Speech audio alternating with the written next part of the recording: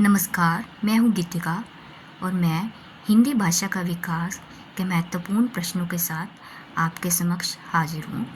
तो आइए समय को व्यर्थ ना करते हुए हम अपने प्रश्नोत्तरी करते हैं। सबसे पहले हमारा प्रश्न है, अपभ्रंश का सर्वप्रथम प्रामाणिक प्रयोग किस रचना में मिलता है? यहाँ आपने ध्यान रखना है, प्रामाणिक प्रयोग। अपभ्रंश का सर्वप्रथम प्रामाणिक प्रयोग किस रचना में मिलता है? तो हमारा उत्तर है पतंजलि के महाभाष्य में। पतंजलि की पुस्तक है महाभाष्य, उसमें हमें अपभ्रंश का प्रामाणिक प्रयोग मिलता है। यहाँ बात को ध्यान में रखना है कि जब प्रश्न आए प्रामाणिक प्रयोग अपभ्रंश का, तो हमारा उत्तर आएगा पतंजलि के महाभाष्य में, जब पतंजलि ने सर्वप्रथम प्रामाणिक प्रयोग किया था अपभ्रंश का। चलिए अगला क्वेश्चन है हमारा, अपभ्रंश के सबसे प्राचीन उदाहरण कहाँ मिलते हैं? यहाँ है प्राचीन उदाहरण कहाँ मिलते हैं, वर्ड है उदाहरण, वहाँ था प्रामाणिक प्रयोग। सबसे प्राचीन उदाहरण कहाँ मिलते हैं? भरत मुनि के नाट्यशास्त्र में। भरत मुनि की पुस्तक थी नाट्यशास्त्र। आपसे ये भी प्रश्न पूछा जा सकता है कि भरत मुनि की पुस्तक का क्या नाम था, पतंजलि की पुस्तक का क्या नाम था। ये भी परीक्षा की दृष्टि से महत्वपूर्ण प्रश्न है और इन बातों का भी आप ध्यान रखें। आचार्य शुक्ल के अनुसार अपभ्रंश शब्द पहले कहाँ मिला? हमारा थर्ड क्वेश्चन है, आचार्य शुक्ल के अनुसार अपभ्रंश शब्द पहले कहाँ मिला? आचार्य शुक्ल हमारी हिंदी साहित्य में इम्पोर्टेंट नाम रहा है, तो उनका प्रश्न तो महत्वपूर्ण होगा ही। तो उन्होंने कहा है कि अपभ्रंश नाम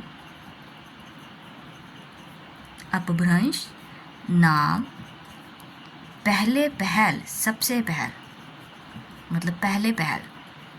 बल्लभी के राजा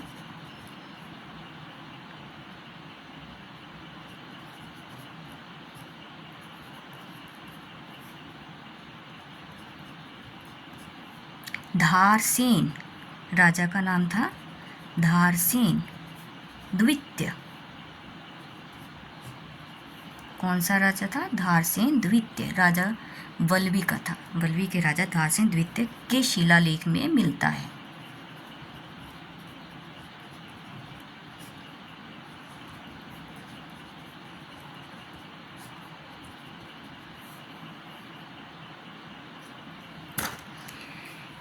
ठीक है, यहाँ तक आपको समझ लग गई होगी। हमारा अगला प्रश्न है, अपभ्रंश को ण भाषा किसने कहा? ण आचार्य किशोरीदास ने।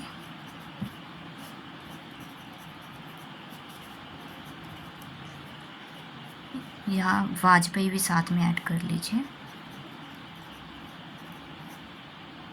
आचार्य किशोरीदास वाजपेयी ने। ठीक है, या ये भी पूछ सकते हैं कि आचार्य किशोरीदास वाजपेयी ने अपभ्रंश को क्या कहा? ण भाषा। तो हमारा अगला प्रश्न है, अपभ्रंश को आभीर किसने कहा? आचार्य दंडी ने। ठीक है, आचार्य दंडी ने आभीर कहा था अपभ्रंश को। अब अगला प्रश्न है हमारा, अपभ्रंश और आधुनिक भारतीय आर्य भाषाओं के बीच की कड़ी को अवहट किसने कहा? अब यहाँ पर है अवहट किसने कहा था? अपभ्रंश और आधुनिक भारतीय आर्य भाषाओं के बीच भी एक कड़ी का काम किया। वो क्या कह रहे हैं कि अवहट नाम दिया गया। तो यह नाम किसने दिया था? डॉक्टर सुनीति कुमार चटर्जी ने।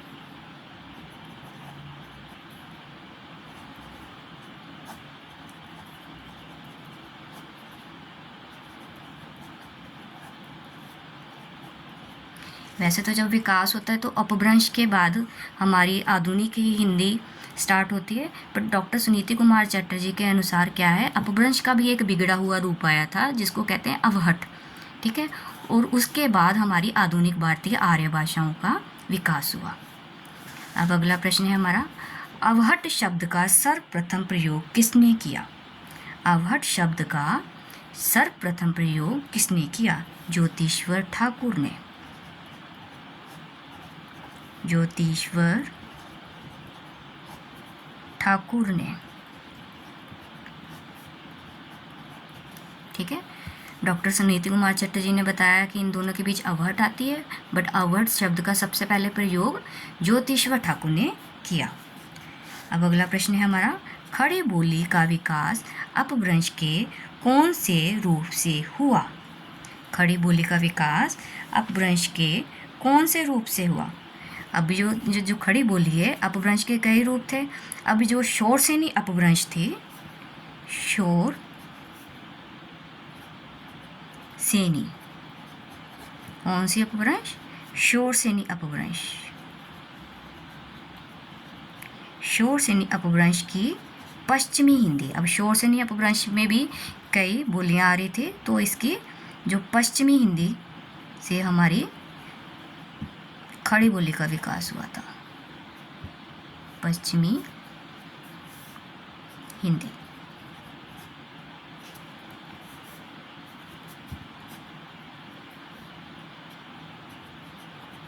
ये आगे आपको पता है, शोर सेनी अपभ्रंश की पश्चिमी हिंदी से खड़ी बोली का विकास हुआ। ठीक है। तो अगला हमारा प्रश्न है, हिंदी शब्द कौन सी भाषा का है?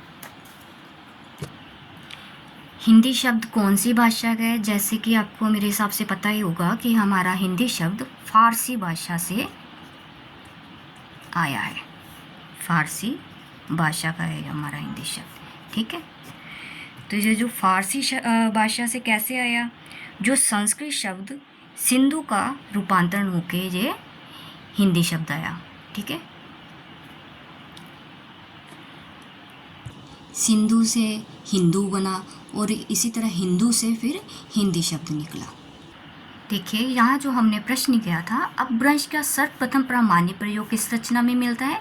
पतंजलि के महाभाष्य में। यहाँ एक और महत्वपूर्ण बात है कि आप जो इसने अपभ्रंश शब्द का प्रयोग अपशब्द के समानार्थक के रूप में किया था। जो हमारे पतंजलि जी थे, उन्होंने अपभ्रंश के लिए अपशब्द कि अपभ्रंश किसका समानार्थक है? अपशब्द का समानार्थक है। और जो हमारे भरत मुनि जी थे, उन्होंने अपभ्रंश के लिए विभ्रष्ट शब्द प्रयोग किया था। क्या? विभ्रष्ट। कि अपभ्रंश किसके लिए? विभ्रष्ट शब्द प्रयोग किया था। मतलब धीरे धीरे अपभ्रंश को बिगड़ा हुआ रूप, कई नाम दिए गए। ऐसे सबसे पहले जो हमारे पतंजलि जी थे, उन्होंने अपभ्रंश के लिए अपशब्द समानार्थक रूप प्रयोग किया, और इसी तरह भरतमुनि जी ने विभ्रष्ट का प्रयोग किया। तो आगे यहाँ पर एक बात और देखने वाली है कि ये जो आचार्य शुक्ल जी ने कहा था अपभ्रंश शब्द पहले कहाँ मिला, तो उन्होंने बताया कि अपभ्रंश नाम पहले बल्लवी के राय दार्शन द्वितीय के शिलालेख में मिलता है। ठीक है। फिर इन्होंने क्या बताया, कहाँ मिला था कि उसने अपने पिता घुसेन, दार्शन द्वितीय ने क्या बताया था कि उसके पिता घुसेन जो थे, संस्कृत, प्राकृत और अपभ्रंश तीनों का कवि कहा था इन्होंने अपने पिता को। दार्शन द्वितीय ने अपने पिता को, पिता का नाम क्या था? घुसेन। घुसेन अपने पिता को संस्कृत, प्राकृत और अपभ्रंश तीनों का कवि कहा है। ठीक है। इनके पिता का नाम भी इम्पोर्टेंट है, घुसेन। वो पूछ सकते हैं दार्शन के पिता का क्या नाम है? घुसेन। अच्छा, अब यहाँ ये बात कि आचार्य दंडी के ग्रंथ का क्या नाम था, ये भी इम्पोर्टेंट है। ये भी पूछ सकते हैं कि आचार्य दंडी के ग्रंथ का क्या नाम था, तो इनके ग्रंथ का नाम था काव्यादर्श, इनके ग्रंथ का नाम भी लिख लीजिए, काव्यादर्श। ठीक है। और इसी तरह ज्योतिश्वर ठाकुर, इनके ग्रंथ का क्या नाम था? वर्ण रत्नाकर। इनके ग्रंथ का क्या नाम था? वर्ण रत्नाकर। ये भी परीक्षा की दृष्टि से इम्पोर्टेंट है। और यहाँ एक और बात,